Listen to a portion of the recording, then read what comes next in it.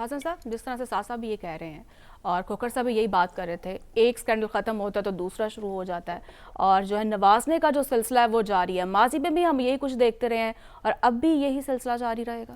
دیکھیں جو خالد کھوکھر صاحب نے جن معاملات کی طرف اشارہ کیا ہے وہ تو ایک سے بڑھ کے ایک سکینڈل ہے، چاہے وہ کھاد کی طرف اشارہ کر رہے ہوں، بجلی کی قیمتوں کے حوالے سے، ٹیوب ویل کے حوالے سے، یا پھر وہ بات کر رہے ہوں باردانے کی تقسیم کے حوالے سے، یا پھر وہ بات کر رہے ہوں کہ زمینوں میں جو ہے اس کی بندر بانٹ کے حوالے سے. یہ تمام کے تمام معاملات کی جو ہیں الگ سے الگ تحقیقات ہونی چاہیے کہ کیسے امپورٹ کی اجازت دی جاتی ہے، کیسے کاشتکار کو نظر انداز کیا جاتا ہے، کیسے مافیا جو ہے ان کو آگے لانے کے لیے اقدامات کیے جاتے ہیں. یا آپ کو یاد ہوگا کہ جب شوگر سکینڈل آیا، پھر اس کے بعد آٹا سکینڈل کی تحقیقات ماضی کی حکومت نے کرائی، تو اسی طرح کی اگر اس پر بھی تحقیقات کی جائے تو یہ تمام معاملات اشارے ان رپورٹوں میں بھی کچھ جو ہے وہ چیزیں سامنے آئی تھی، لیکن اس کو نظر انداز کر دیا گیا، چند ایک کے خلاف معمولی کارروائی ہوئی اور ختم کر دیا گیا. کیونکہ جب اشرافیہ اس میں ملوث ہوتی ہے،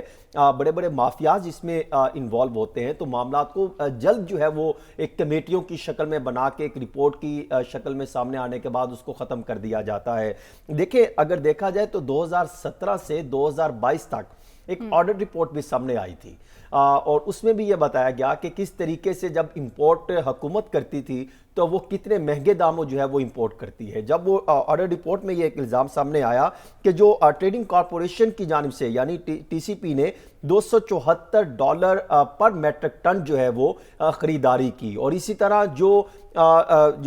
پاسکو ہے، پاسکو نے $282 فی میٹرک ٹن کے حساب سے جو ہے گندم کی خریداری کی. اسی طرح جب پرائیویٹ کی جب جائزہ لیا گیا تو پھر اس رپورٹ میں یہ انکشاف ہوتا ہے کہ وہ $255 سے لے کے $262 تک گیا. یعنی اتنا کم ریٹ پرائیویٹ اگر لے رہے تھے تو یعنی انٹرنیشنل جو قیمتیں ہیں اس کا موازنہ پہلے نہیں کیا جاتا اس کی خریداری کے لیے. ماضی سے یہ چلتا آ رہا ہے. اور پھر جو دوسرا جو معاملہ ہے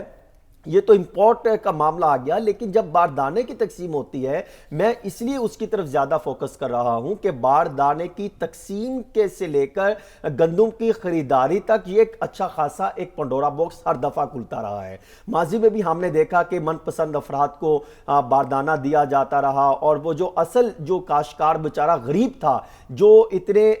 محنت سے اتنی جان سے سارا پیسہ لگانے کے بعد اس امید اور آس پر ہوتا ہے کہ یہ ہمیں کچھ پیسے ملیں گے تو ہم اس کا وہ اگلی فصل جو ہے وہ کاٹن کی طرف جا سکتے ہیں یا کچھ اور جو ہے وہ کھیتی باڑی کر سکتے ہیں، تو اس سے نظر انداز کر دیا جاتا ہے. وہی ہوا کہ آج بھی کسان کے ساتھ مسلم لیگ نون کے دور حکومت میں یہ کیا جا رہا ہے کہ اس کو نظر انداز کرتے ہوئے اسے 2500 سے، خود جو کاشتکار یہ بات کر رہے ہیں کہ 2500 سے لے کر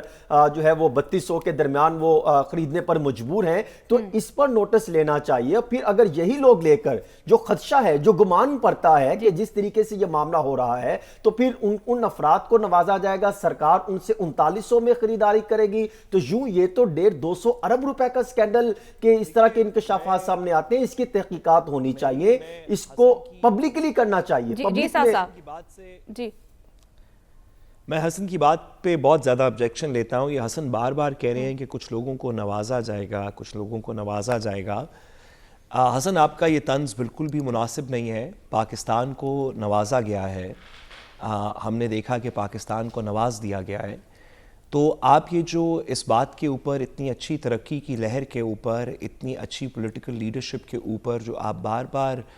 کس کو نوازا جائے گا کہہ کے طنز کر رہے ہیں، یہ نشتر مناسب نہیں. مہربانی کریں تو سب قوم کے سامنے معافی مانگ لیں، ورنہ آپ کو ایسی بات میں اس کے کوئی کانسیکوینسز فیس کرنے پڑیں گے. یا بالکل ٹھیک کہہ رہے ہیں، کیونکہ اشرافیہ کے خلاف تو ہم بول نہیں سکتے، اور جن کے نوازنے کی بات کر رہے ہیں وہ تو ہم بات کر نہیں سکتے. وہ تو صاف ظاہر ہے. دوسرا اس کا راؤنڈ 21 اپریل کو ہونے جا رہا ہے، ہم اس میں بھی دیکھتے ہیں کہ اس میں کیا ہوتا ہے. ٹھیک ہے، بریک کے بعد اس پر بات کریں گے. حضرت صاحب بس جو بھی کریں